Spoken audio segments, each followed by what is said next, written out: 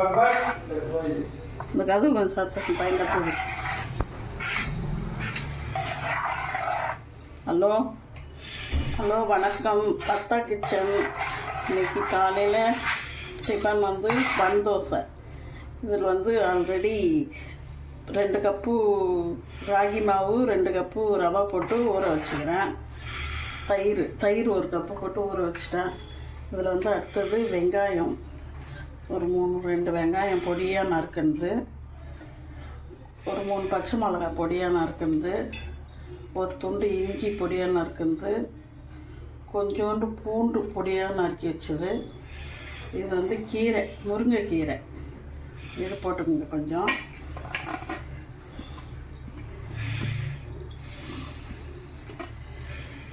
முருங்கைக்கீரை போட்டாச்சு. அடுத்தது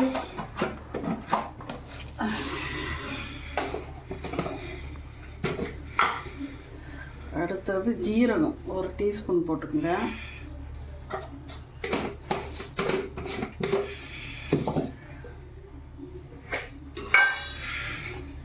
அரிசி மாவு 2 டீஸ்பூன் போட்டுக்கோங்க.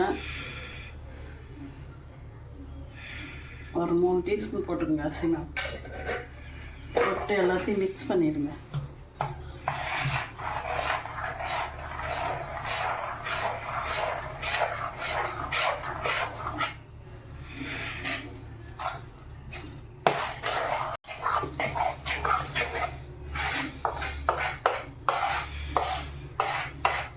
இதில் 1 டீஸ்பூன் உப்பு போட்டுக்கிறேன். இப்போ பத்தலாம் போட்டுக்கிறோம், உங்களுக்கு தேவையானது போட்டுக்கணும். உப்பு கொஞ்சம் போட்டுக்கிறேன். உப்பு 1 டீஸ்பூன் போட்டுக்கிறேன்.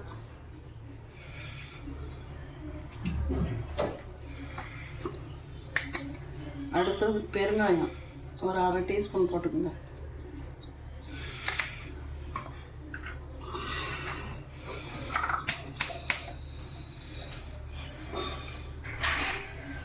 அடுத்தது மஞ்சள்தூள் ஒரு 1/4 டீஸ்பூன்.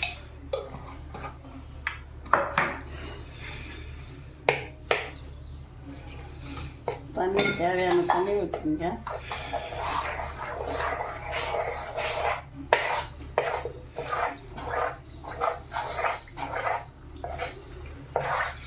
ஊற்றி நல்லா மிக்ஸ் பண்ணிக்கோங்க. கீரை ராகி மாவுலாம் உடம்புக்கு நல்லது.